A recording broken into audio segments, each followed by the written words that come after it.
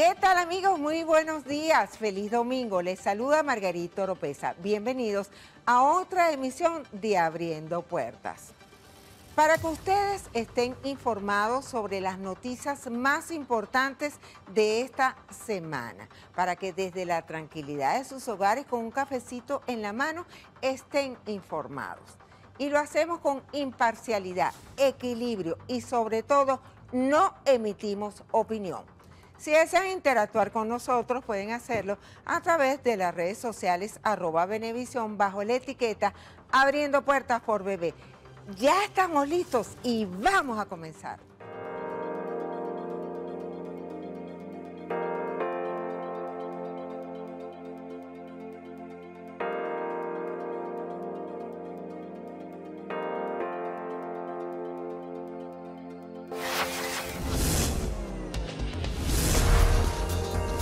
Abriendo Puertas.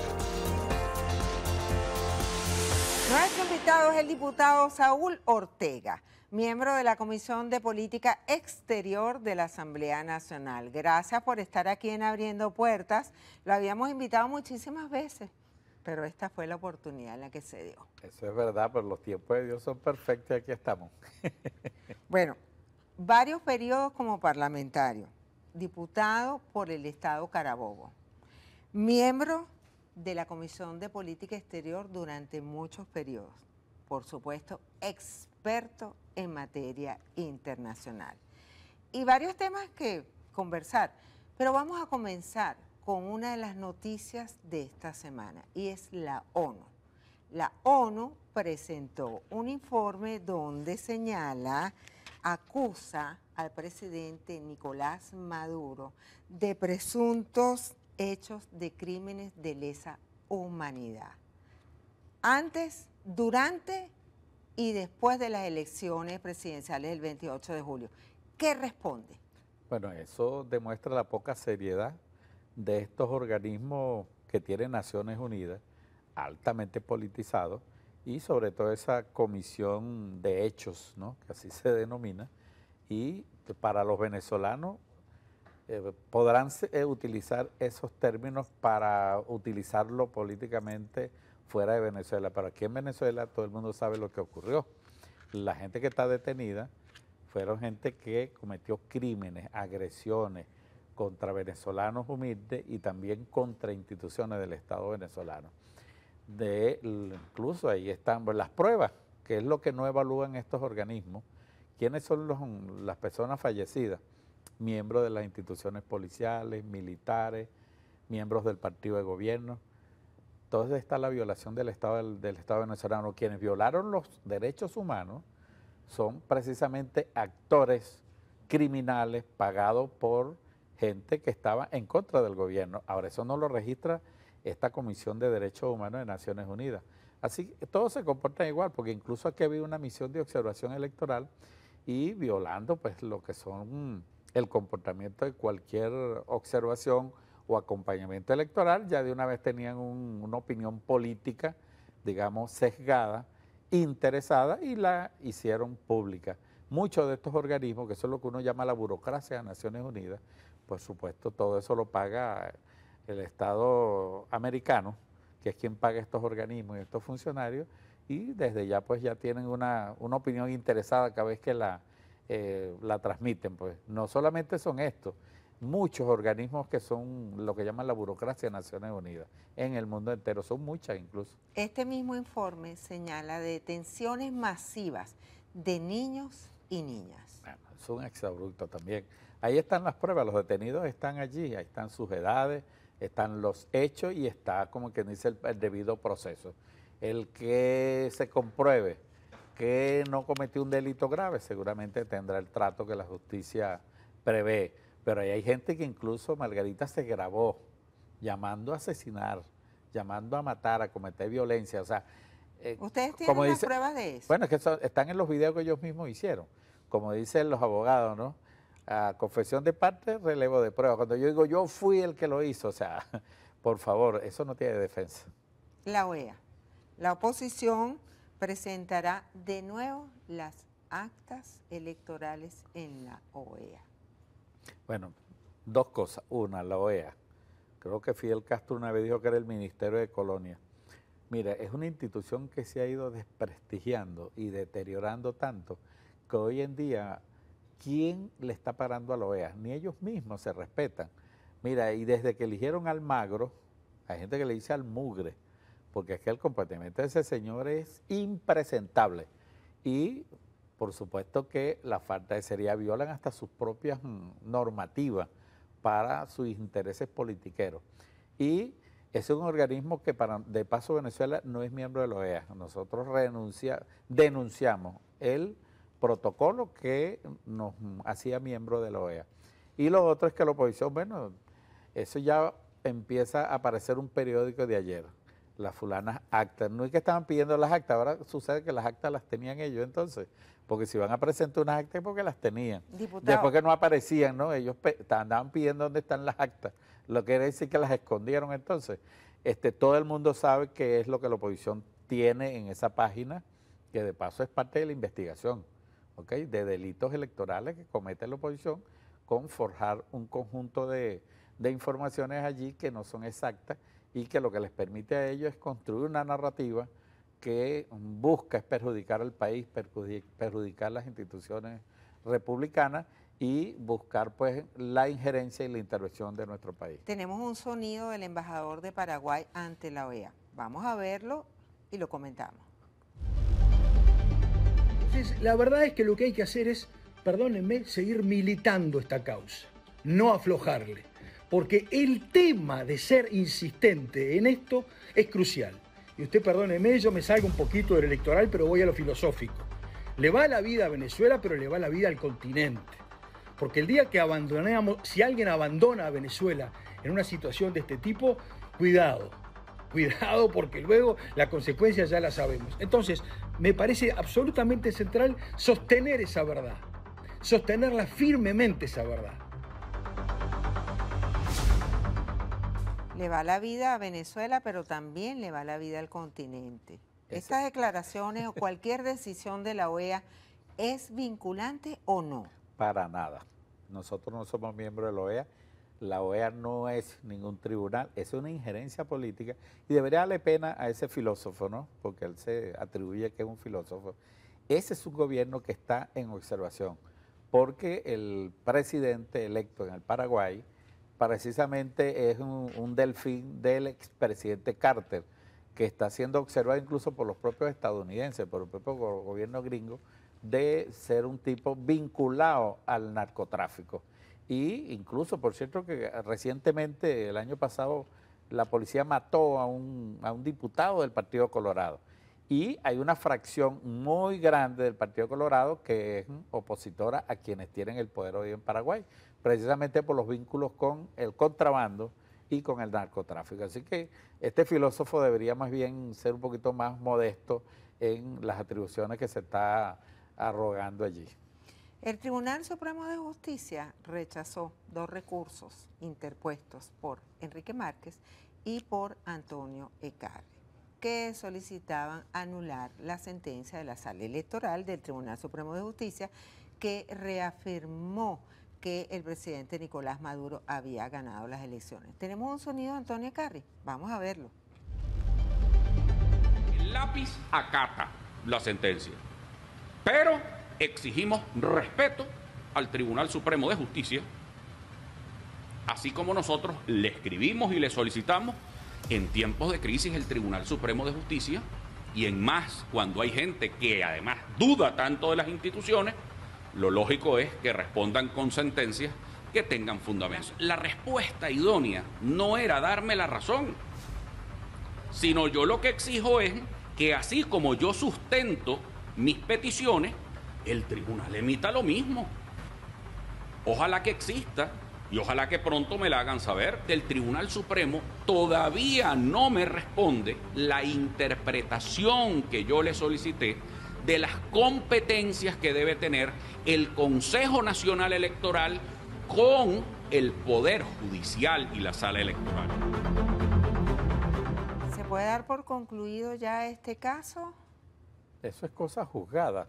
Ya el Consejo Nacional Electoral, que es el órgano que rector de los procesos electorales, dio los resultados, tal y cual como están previstos en la Constitución y la ley.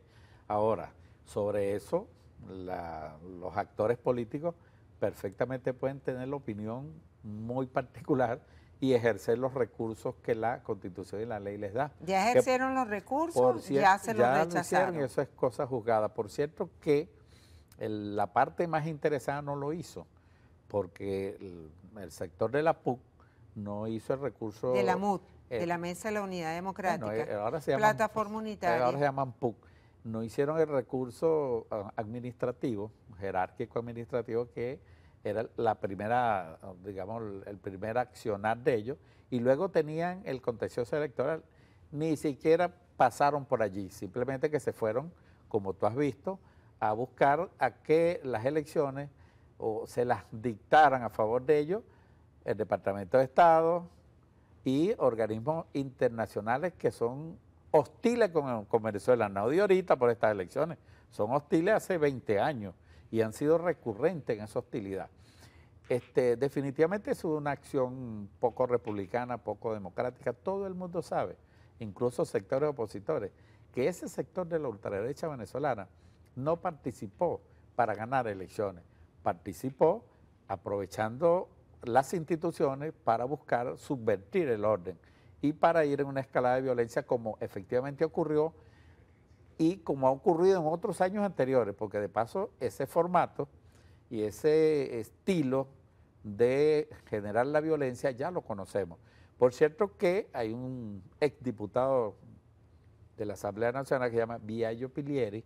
Él está detenido. Está detenido, pero él confesó como 2 semanas antes el plan tal y cual como lo iban a desarrollar, y así se desarrolló, para que tú veas que no fue nada espontáneo, todo fue bien planificado. Entonces, como ya nos conocemos, pues definitivamente yo creo que esa oposición no es democrática, no se va a ir por vías constitucionales y definitivamente no contribuye con la paz del país ni participa políticamente en función de los intereses nacionales, sino que es un sector político que representa en Venezuela intereses de países hostiles, de corporaciones transnacionales que tienen intereses en los recursos en Venezuela. Esa es como una especie de quinta columna, o lo que pudiésemos escenificar como un caballo de Troya, que está aquí para buscar implosionar la institucionalidad, la paz de la República y el devenir de nuestro país, buscando la injerencia y la intervención, como también lo han llamado. Ellos han llamado intervención militar, acciones incluso de terrorismo económico contra nuestra economía, con las famosas medidas estas coercitivas y extorsivas que van directamente contra el corazón de nuestra economía. Y lo solicitan abiertamente. Yo no estoy hablando aquí algo que no conozca la opinión pública venezolana. Los líderes del mundo, presidentes del mundo han manifestado, incluso lo hicieron en la asamblea reciente de la ONU, la necesidad de ver las actas, que se publiquen las actas, quieren ver los votos mesa por mesa. ¿Qué le dice? ¿Ya eso se terminó? ¿Es extemporáneo? ¿Hay que pasar la página? Mira, eso son provocaciones. Es intromisión en los asuntos internos de Venezuela, en el caso de los que son presidentes activos en este momento. Mira, yo estuve en República Dominicana en las elecciones que dieron a Luis Abinader como ganador. Ahí no hubo ni acta y sacaron unas tablas y unos porcentajes y nadie dijo nada. Y estaban todos esos observadores que estuvieron aquí, estuvieron allá y mucho más. Así que definitivamente eso es una provocación y como quien dice, una intencionalidad política de muy mal gusto. Eso en cuanto a los presidentes que están activos, pero es que existen otros expresidentes, por cierto, de una reputación muy mala, tipos como Uribe, como Foz y otros cuantos, que son repudiados en sus propios países, como Aznar, que tienen un prontuario más bien que un currículo, es un prontuario, que han estado pues en la misma, digamos, accionar. Todo esto es un plan pues dirigido del Departamento de Estado del gobierno imperialista que quiere recolonizar América Latina y particularmente Venezuela. Y no desde ahorita, tienen más de 20 años con la misma retórica y tienen sus aliados en la Unión Europea y en América Latina que son los que tú estás observando. Son gente que incluso falta de seriedad. Tú vas a las Naciones Unidas, es un foro donde son los temas mundiales, lo que le preocupa a la humanidad, la paz, el problema de la masacre que están cometiendo en Palestina, Pero por Venezuela ejemplo. ocupó la atención Bueno, en la reciente Asamblea de la ONU. Allá vamos. Ellos van y hablan de que en Venezuela se violan los derechos humanos, pero en Palestina y en el Líbano, que hay un genocidio y una masacre, ahí no ocurre absolutamente nada porque simplemente Israel es el consentido de Estados Unidos y entonces para esos líderes, entre comillas, ahí no pasa absolutamente nada. Entonces se desprestigian ellos mismos cuando se ve que tienen una opinión interesada y servir incluso a intereses de potencias colonialistas e imperialistas que son los que están detrás de la campaña contra nuestro país. Diputado, la Fiscalía acusó al presidente de Brasil, Lula da Silva, y a Gabriel Boric de Chile de ser agentes de la CIA. El fiscal general de la República dijo que él no había afirmado eso. Pero no obstante, el canciller de la República, Iván Gil, señaló que la política exterior de Venezuela la rige solamente el presidente de la República y que estas declaraciones del fiscal habían sido de una manera muy personalísima. ¿Usted qué opina de esto? No, es claro, el planteamiento del canciller, como dice, lo pone en su justa dimensión, porque es lo que reza nuestra Constitución. Es exclusivamente el presidente de la República quien dirige la política exterior. Eso no exime de que los venezolanos puedan tener opiniones políticas sobre X cualquier personaje. Yo pudiese tenerla. Por ejemplo, en el caso de Boric, me parece que un gran esfuerzo que hizo el pueblo chileno por buscar definitivamente mejores condiciones fuera de lo que es la política pinocheísta que todavía impera allí, y el señor Boric definitivamente no cumple las expectativas del pueblo chileno. Es como, yo pudiese decir que es un paquete chileno, pero esa es mi opinión. Pero la política de Estado la dirige el presidente de la República y el comunicado del canciller deja pues en su justo lugar este asunto. Hablando del presidente Lula da Silva de Brasil, y aquí voy a incluir a Gustavo Petro de Colombia, pareciera que en los últimos días ellos han aflojado la presión sobre Venezuela para que se resuelva el conflicto que hay en nuestro país. Margarita, la relación entre los estados se basa en el respeto, en la no injerencia. Esas pretensiones que vimos por ahí, golondrina, se ve que son cosas articuladas previamente, antes de las elecciones, porque incluso nadie los estaba invitando y ambos habían dicho que no iban a asistir como observadores internacionales, como que si las elecciones nuestras dependieran de que asistan o no. Entonces, el respeto es lo principal, ¿no? Y yo lo que creo que eso es lo que definitivamente debe imperar. Nosotros tenemos muchos intereses con Colombia y con Brasil, son nuestros vecinos, países hermanos, una relación de nuestros pueblos muy importante para que se deteriore por intereses políticos muy momentáneos. Entonces, yo creo que eso ya es cosa del pasado. México decide mantenerse neutral. Así lo manifestó la nueva presidenta, Claudia Sheinbaum. Mira, yo creo que esa es la postura que deben mantener los países para, con base al respeto mutuo, pues, tener relaciones diplomáticas y a todos los niveles entre nuestros pueblos. Los gobiernos son transitorios y los pueblos se mantienen. Hay digamos, un estilo de la diplomacia de micrófono, que es la que hemos estado observando y la que ha estado perjudicando incluso las relaciones entre nuestros estados, pero es atizado por el imperialismo estadounidense y sus aliados europeos que incitan este tipo, digamos, de situaciones y lamentablemente la falta de soberanía, de tener una política realmente independiente de algunos jefes de Estado y de gobierno es lo que motiva estas conductas, por cierto, bien, ¿cómo te diría? Son conductas muy liberales que la hemos estado observando de algunos funcionarios que incluso están llegando a la presidencia, como el de Panamá, y de una vez se involucra como que si esto fuese un asunto de él, ¿no? Pero bueno, son, como que dice, un grupo que está destinado al fracaso. Ya anteriormente conocimos lo que fue el Cartel de Lima, y de esos gobiernitos, bueno, desaparecieron todos y se convirtieron en el polvo cósmico. Eso mismo va a ocurrir con esta nueva, digamos, alianza que se ha constituido en torno a tener una política antivenezolana. Así que yo no le arrimo ninguna ganancia a ese grupo. El secretario de Estado de Estados Unidos, Anthony Blinken, aseguró que hay que manifestar que se respete la voluntad del pueblo venezolano. A esto le agregamos declaraciones de Borrell de la Unión Europea, que manifiesta que hay que seguir ejerciendo presión internacional sobre Venezuela, sobre el caso de Venezuela. Esos dos ciudadanos o personajes son los responsables de articular una política contra Venezuela, una política hostil, ¿no?, que definitivamente es contraria a la Carta de Naciones Unidas. Como te decía, es el respeto, el principio fundamental, y cuando decimos el respeto es a la autodeterminación de los pueblos, a darse sus propios sistemas de gobierno y sus propias instituciones. Ellos no pueden venir a pretender montar aquí una especie de monarquía o un gobierno títere como lo han hecho en muchos países. Eso, bueno, eran los tiempos de la colonia, los tiempos del imperio, pero aquí hemos derrotado esas políticas. Y nosotros, por cierto, tenemos que hacer honor a pueblos como el pueblo vietnamita, que humilló a ese imperio hostil, al imperialismo estadounidense. Y aquí nosotros enterramos el imperio español.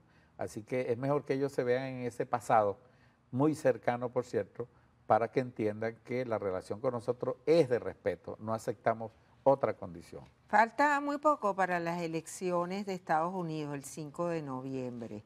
¿Qué candidato le conviene más a Venezuela? ¿El republicano Donald Trump o la demócrata Kamala Harris? Bueno, en Estados Unidos gobiernan las corporaciones. ¿Con cuál de los dos se entendería mejor Venezuela? Mira, en Estados Unidos no gobiernan los presidentes, gobiernan las corporaciones y el lobby de esas corporaciones que está detrás de los candidatos. Y sobre todo el lobby sionista. Cuando te digo esto, es que estas corporaciones financian al Partido Republicano y al Partido Demócrata. En todo caso, lo que podemos observar es mayor o menor hostilidad de quienes dirigen el Departamento de Estado y el Pentágono, que allí es donde se están tomando las decisiones, con una burocracia que le responde a las corporaciones. Y para nosotros definitivamente tenemos el interés de mantener buenas relaciones con el pueblo norteamericano, y para eso previa necesariamente el respeto. En términos de igualdad nos podemos entender. Si persisten en la hostilidad, pues la relación estará en el momento en que está ahorita, en su más bajo nivel. Para nosotros, gane uno o gane otro, definitivamente no cambia la política estadounidense, porque no la dictan los presidentes, ni siquiera los partidos. La dictan, como dice, el Estado profundo, lo que está detrás del poder político norteamericano, que no es otra cosa que las corporaciones y su lobby sionista, que tienen, como dice, intereses en todas las corporaciones. Cuando te estoy diciendo eso, me estoy refiriendo al complejo industrial militar, a las corporaciones petroleras, a las corporaciones de inversión, la farmacéutica, de alimentos. Eso son monopolios. Creo que Lenin lo definió muy claramente, ¿no? La fase superior del capitalismo es el imperialismo, pero eso también está en decadencia y un nuevo mundo está por surgir, que está manifestándose en un concepto pluricéntrico, multipolar, que lo estamos viendo en la nueva OPEC, lo estamos viendo en los BRIC, en la Organización de Cooperación de Shanghái, en el ASEAN, por cierto, que se acaba de reunir, y están haciendo otra realidad en el mundo, porque es insostenible. El imperialismo entró en decadencia y está generando las perturbaciones, conflictos, guerra, desestabilización que estamos observando. Pero eso no lo aguanta nadie, y esa decadencia tiende que el imperialismo estadounidense tendrá la suerte de todos los demás imperios, que es desaparecer, y un nuevo mundo será posible. La semana pasada la Asamblea Nacional volvió a exhortar al Ejecutivo Nacional para romper relaciones con España. ¿En qué ha quedado esto? ¿Es posible? ¿Se han echado para atrás? ¿O es una diplomacia de micrófono? Tú me dices, tú me acusas, yo te respondo. Es una respuesta de nuestro Parlamento a el Parlamento de las Cortes de España, que, bueno, toman decisiones injerencistas e irrespetuosas con nuestro país. Y por cierto que ya la reacción ha sido bien atípica, ¿no? El gobierno español dice que respetemos su monarquía. Y a las instituciones. Pero es bien importante. El ministro de Asuntos la Exteriores pregunta, dice sí, a no. Venezuela que tiene que respetar las instituciones españolas. Eso es bien interesante, porque ellos no respetan las nuestras. Eso es lo que... Yo creo que el problema de fondo es que ellos creen que nosotros seguimos siendo su colonia y se olvidan de que aquí se le produjo la derrota política y militar, bueno, ejemplarizante para el mundo, que el padre libertador y sus compañeros de armas le dieron al Reino de España en estas tierras, no solamente en Venezuela, sino en este continente. No somos su colonia, señor Pedro Sánchez, señor Borrell, no somos su colonia. O nos respetan, no hay otro término. Y definitivamente es interesante porque ellos quieren darnos una lección de democracia. Un país, primero, que es monárquico. Segundo, allí ni siquiera gobierna quien tiene la mayoría de los votos.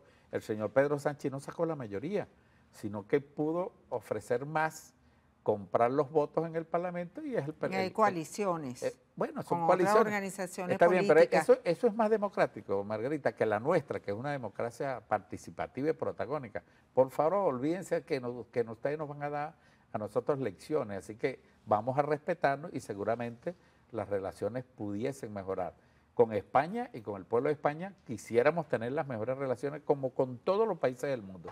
Es la diplomacia bolivariana de paz que tiene nuestro gobierno, pero definitivamente hay unos personajes como el señor Borrell y compañía, y sobre todo pues la extrema derecha española, que fue los que produjeron esa decisión del Congreso.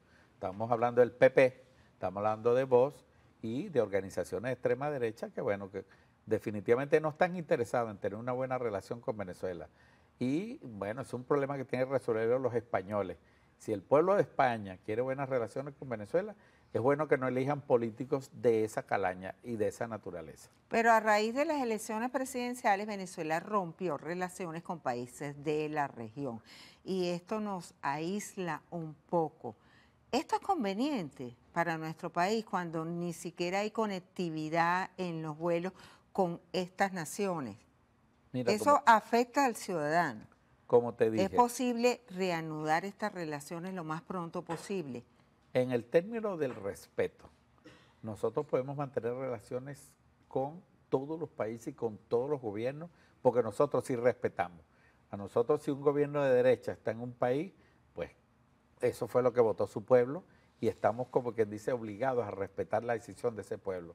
Mira, yo creo que el comandante Chávez dio los mayores ejemplos.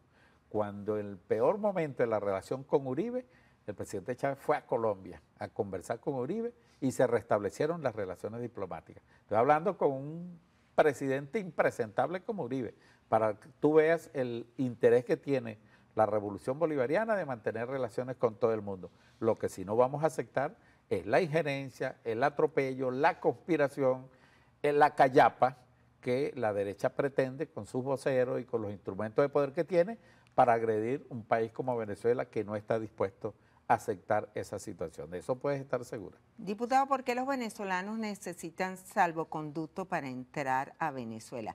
Esto no es un trato discriminatorio para los venezolanos. Los venezolanos no necesitan salvoconducto para entrar a Venezuela.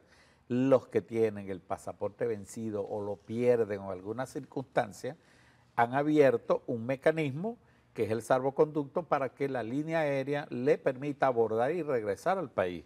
Eso es un mecanismo más bien todo lo contrario. O tienen que ir a otros países donde hay relaciones vigentes con Venezuela. El salvoconducto no, lo pueden hacer por vía electrónica. Es un mecanismo de emergencia que está creando el Estado venezolano para precisamente resolver problemas de gente que tenga por alguna circunstancia, bien sea que lo tenga vencido o que lo haya perdido. Eso es un instrumento que le permite, si quiere venir a viajar, pues lo puede hacer por la vía electrónica. Ahora, el Observatorio Venezolano de la Diáspora dice que la migración alcanzará 9 millones de ciudadanos, más del 60% tiene la aspiración de irse del país después de las elecciones presidenciales. Bueno, esos son parte de la narrativa de los sectores antivenezolanos. Así como la opinión de Julio Borges dijo que eran los venezolanos que habían salido eran una peste, para que tú veas de dónde viene esa construcción, ¿no?, antivenezolana. Más bien los venezolanos donde han viajado lo que han llevado es prosperidad, sabiduría, han reforzado incluso las economías donde están. Yo te puedo citar un caso concreto.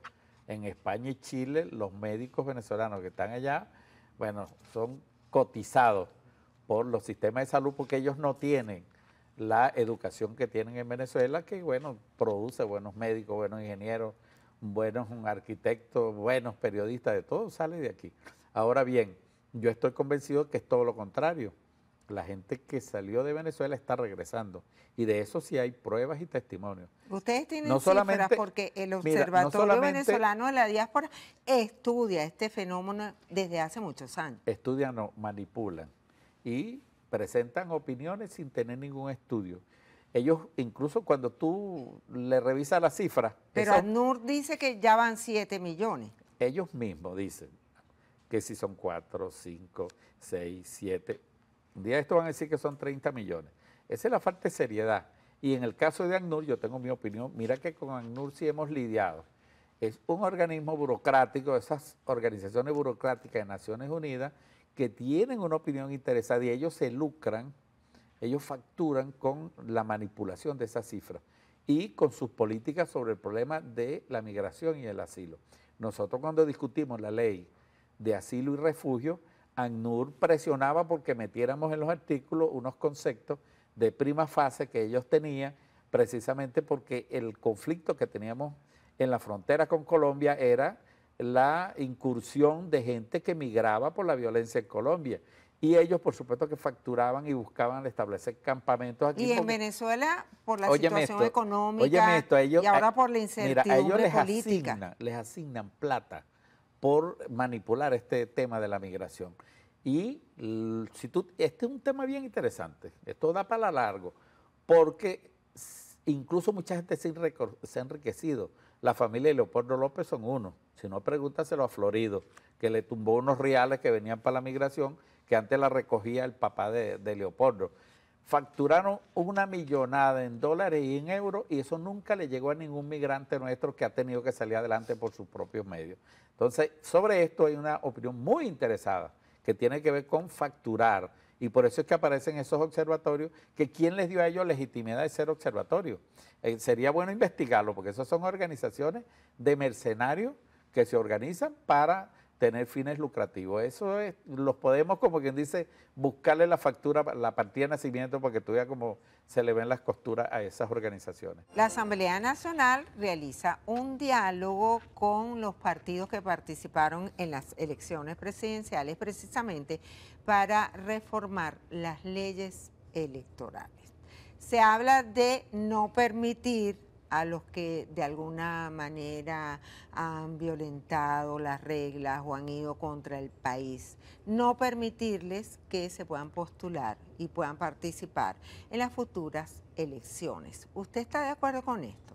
Bueno, en primer lugar, lo positivo es que se convocó un diálogo con los actores políticos en primer lugar para la discusión de este tema. Los instrumentos electorales nuestros, está la ley de partidos políticos, la ley de proceso electoral, más algunas sentencias del Tribunal Supremo y algunas resoluciones del CNE. Se está hablando de hacer un compendio y meter esos instrumentos en un código, un gran código, un instrumento único para el manejo de estos temas. Me parece que eso es positivo. Se abre un debate que en vista de los acontecimientos del último proceso electoral, en el cual hay gente que participa y luego no reconoce, no los resultados, no reconoce ni siquiera los órganos de la República, no conocen al CNE, no lo reconocen, sí se inscriben, pero después no lo reconocen, a los tribunales, en fin, hay gente que tiene una política antivenezolana y ahí han surgido muchos temas. Yo creo que una de las cosas que hay es dar la fortaleza y los mecanismos para inhabilitar no solamente gente que tiene esa conducta contraria a la democracia venezolana, sino que es gente que va incluso en los intereses del país. Entonces allí hay dos temas que son muy polémicos, pero es importante, no solamente es inhabilitar candidatos, es inhabilitar partidos también. que son contrarios al interés nacional. Hay gente que puede que no está de acuerdo. Yo, en el caso del planteamiento de Ilenia, yo lo he escuchado varias veces. El PPT plantea, va más allá, quitarles la nacionalidad. Sí, iba para eso. Hay un tema, yo te voy a poner un ejemplo, un señor que se llama José Ignacio Hernández. Que fue asesor legal de la Asamblea Nacional. No, asesor legal de una empresa transnacional canadiense que nos está demandando, Crystal, y también fue abogado de la OBO en Illinois, o sea, un enemigo de los intereses del Estado venezolano. Luego el gobierno estadounidense y lo que llamaron el interinato, dos enemigos de Venezuela se ponen de acuerdo para nombrarlo defensor de Venezuela. Y él ejerce y es el que construye la plataforma para robarse 5 como la están robando. Ese puede ser un venezolano, por eso es que este planteamiento es interesante, el de Ilenia. Ese es un señor que califica para que pierda la nacionalidad porque está yendo contra los intereses de todos los venezolanos, donde él se lucra, se lucró el señor Guaidó y su pandilla y se lucró las transnacionales amigas del gobierno estadounidense. Por cierto, que la empresa que ahorita se va a robar, que ya le asignaron que se robe 5, es precisamente un fondo buitre que está vinculado al Partido Republicano, son financistas del candidato republicano. Entonces, ¿pueden los venezolanos permitir que esa persona siga teniendo nuestra digna nacionalidad? Pues no lo tiene. Y yo creo que el planteamiento de Ilenia es bien interesante e importante y debe ser escuchado. Dentro de las reformas electorales se habla de reglamentar la observación internacional. ¿Cómo debería ser la observación internacional para procesos futuros? Eso está reglamentado en el mundo entero, Margarita. Yo he sido observador electoral en varios procesos electorales en muchos países y en todos lados es igual. Te leen tu cartilla y te dicen, bueno, usted vino aquí como invitado, usted no... Es un acompañamiento. Es un acompañamiento. Es observar, ver, y la primera pero no te puedes pronunciar. La primera condición es que tú tienes que respetar y no puedes entrometerte en los asuntos internos y en el proceso electoral. Te invitan a que observes y que si tú ves alguna falla en el proceso, que tú hagas las observaciones por escrito y se las entregues al ente electoral. Siempre hay los invitados, o los hace el ente electoral o lo hacen los partidos que participan en la contienda. Pero todos tienen que cumplir con la misma regla, no deben inmiscuirse. Bueno, estos señores que llegaron aquí toditos querían ser ellos sustituir al CNE. Eso es inaceptable aquí, en Estados Unidos y en la China. Por cierto que es interesante preguntarse por qué no hay observación electoral en los Estados Unidos. Ellos quieren que se observe a todo el mundo, menos a ellos. Y el país donde más se han cantado fraudes es en Estados Unidos. Cuando Bush hijo ganó las elecciones se cantó fraude. Trump acaba de cantar fraude la vez pasada. Y no hay nadie que saque actas en los Estados Unidos. Yo me recuerdo que la época de Bush, porque yo después fui invitado a observar los procesos electorales, ellos hablan del papelillo y nadie sabe qué era el papelillo. En aquel entonces eran las máquinas que solo se usaron en Florida y eran máquinas que en vez de ser como las computadoras modernas ahora, antes eran las que hacían un troquel y en un recipiente de plástico caía el papelillo del troquel y si habían tantas tarjetas troqueleadas debería haber tantos papelillos en la cajita y no aparecían los papelillos, por eso fue que se denunció el fraude de la época de Bush.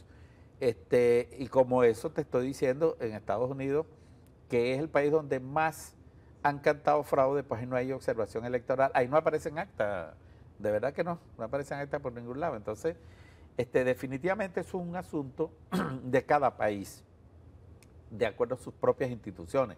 Nosotros no hemos salido a pedirle actas cuando Bush, ahora cuando el senador Biden, definitivamente nosotros respetamos su sistema político y sus instituciones. Nos entendemos con la persona que esté allí, porque después que el organismo que tiene que dar, digamos, en el caso de ellos, que es una democracia de segundo grado, la famoso colegio electoral, que es el que al final dice, no el que saque los votos, sí, sino una elección de segundo grado a través de colegios esa electorales. democracia no tiene por qué darnos a nosotros ningún tipo de elecciones, es decadente más bien el sistema político estadounidense, pero lo respetamos y nos entendemos con el que definitivamente decidan que es el presidente de los Estados Unidos, con ese nos toca a nosotros lidiar. Así que definitivamente yo creo que el respeto es la base fundamental para las buenas relaciones. Esperar que continúe el alivio de las sanciones, gane Donald Trump o Kamala Harris. Mira, yo creo que eso vino para quedarse porque es una política imperialista, agresiva, colonialista y con intenciones de seguir manteniendo a América Latina como el patio trasero. Quienes acompañan esa política estadounidense son contrarios a los intereses de la patria grande. Los países estos como el Cartel de Lima y este nuevo Cartel de Lima que se está formando en torno al señor de Panamá y otros más, ¿no? Que son serviles, perritos, como decía, ¿cómo fue? Kuczynski, el presidente del Perú, que dijo, nosotros somos como un perrito que le movemos la cola al amo. Eso es lo que son. Yo creo que se fue muy sincero el señor Kuczynski en esa oportunidad. Una de las noticias más importantes de esta semana también es la decisión del presidente de la República de ratificar al ministro de la Defensa, pero de hacer importantes cambios en el sector militar. Estos cambios tradicionalmente se hacen en julio, se hicieron ahora. ¿Qué se busca con esta movida de mata en el sector militar, en estos cambios tan profundos? Yo no lo veo como una movida de mata. Es un proceso normal dentro de las Fuerzas Armadas.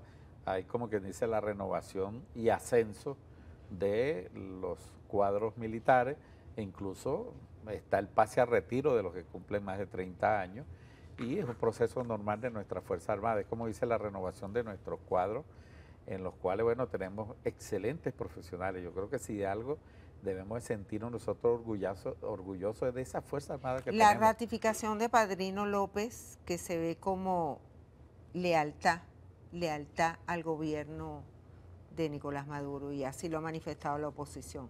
Bueno, amor con amor se paga. Ha sido un funcionario leal al país, a las instituciones y al presidente de la República. Lo lógico es que se ha ratificado como así ha sido. El general Padrino López es un hombre profundamente comprometido en este país, estudioso, sobre todo de estos tiempos modernos, esta guerra de quinta generación y los nuevos componentes multimodales que estamos viendo de lo que nos toca enfrentar, y creo que es importante pues que él siga conduciendo un ministerio que es un ministerio político, estamos claros, que dirige la política de defensa y seguridad nacional. Así que éxito a todos estos altos oficiales de nuestra Fuerza Armada que han sido se les ha dado una responsabilidad pues que cumplir frente al país. Diputado, muchísimas gracias por estar aquí en Abriendo Puertas. Gracias por aceptar nuestra invitación. Estamos siempre a tu orden.